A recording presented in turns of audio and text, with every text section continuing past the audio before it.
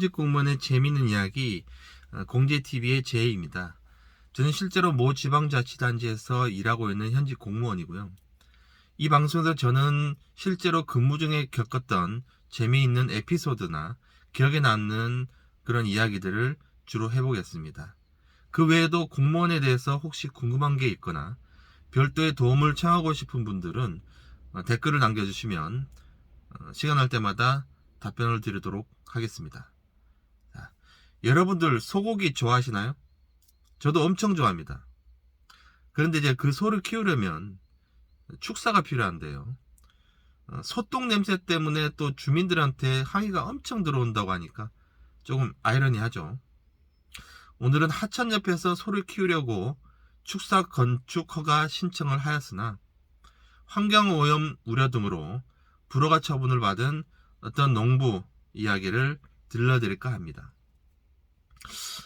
청구인은 2020년 5월경 어느 국가하천 인근에서 소를 키우기 위해서 시청에 건축허가를 신청한 자로서 시청으로부터 신청지는 국가하천과 인접하고 있어서 환경오염 등의 발생 우려가 있고 농업생산 기반 시설이 잘 정비된 우량농지여서 축사 신축은 곤란하다 라는 사유로 불허가 처분을 받자 행정심판위원회에 행정심판을 청구하게 됩니다.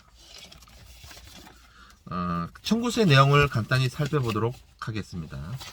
신청지 반경 1km 이내에 이미 20곳 이상의 기존 축사들이 있고 이들 축사는 신청지와 비슷한 입지 조건이며 어떤 축사들은 오히려 신청지보다 하천과 더 가깝게 위치하고 있는 바 이 사건 신청만 불허간 것은 형평성에 반한다.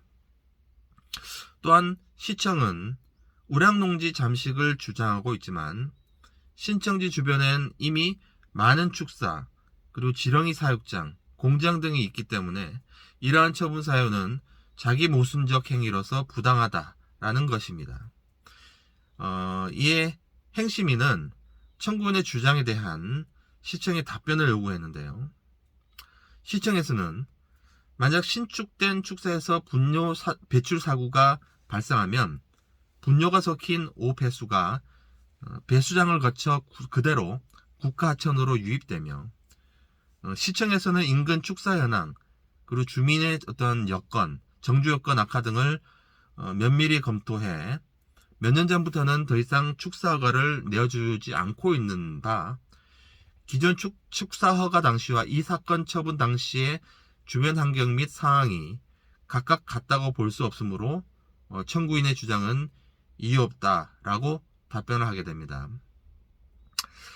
행심위는 구체적이고 타당한 결론을 도출해내기 위해서 이 사건 축사 신청지와 그 주변 지역에 대한 현장 확인을 나가게 되는데요. 참고로 행정심판위원회에서는 이처럼 개발행위나 건축 등의 사건이 접수가 되면 실제 현장에 나가서 현지 분위기나 정보 또는 자료를 수집 분석해서 객관적이고 실증적인 그런 결론을 내릴 수 있도록 하고 있습니다. 현장 확인 결과 신청지는 국토개혁법상 농림지역 농업진흥구역이지만 농지법 및 건축법상 축사를 짓는데 법적인 제한은 없는 지역이 있습니다. 참고로 농업의 범주에는 축산업도 포함되니까요. 축산활동을 하기 위해서 축사를 짓는 것은 영농행위라고 볼 수 있겠죠.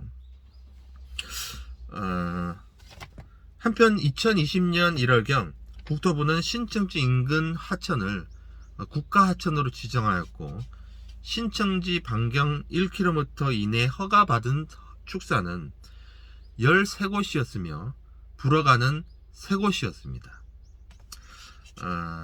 행심위는 이러한 사실관계 및 관계법령 등을 종합 검토한 결과 다음과 같은 결론에 이르게 됩니다.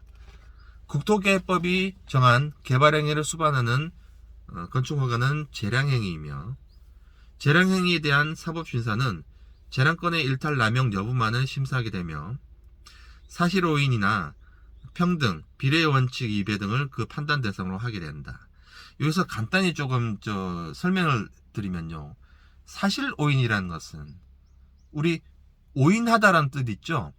그것처럼 사실관계를 임의로 자의적으로 해석을 하거나 또는 뭐 사실이 아닌데 그릇되게 이렇게 받아들이는 그런 게 사실 오인이라고 합니다. 그리고 비례의 원칙인 뭐냐면요, 그 대포로 참새를 쏜다는 그런 말이 있습니다. 그거는 이제 모기를 뭐 잡으려다 뭐 초가상간 다 태운다, 뭐 그런 속담 있잖아요. 그런 것처럼 너무 지나친, 그러니까 목적은 정당할지 몰라도 너무 지나친 방법을 써서 이렇게 피해를 입히는 그런 걸 이제 비례 원칙 위반이라고 하고요. 그 다음에 평등 원칙 위반은요, 우리 쉽게 얘기하면 평등 하잖아요. 평등, 즉 똑같은 거는 똑같게 대하고 다른 것은 다르게 대해주라, 차별하지 마라, 그런 거거든요. 행정청은 이러한 비례나 평등의 원칙을 따져서 행정처분을 하도록 되어 있습니다.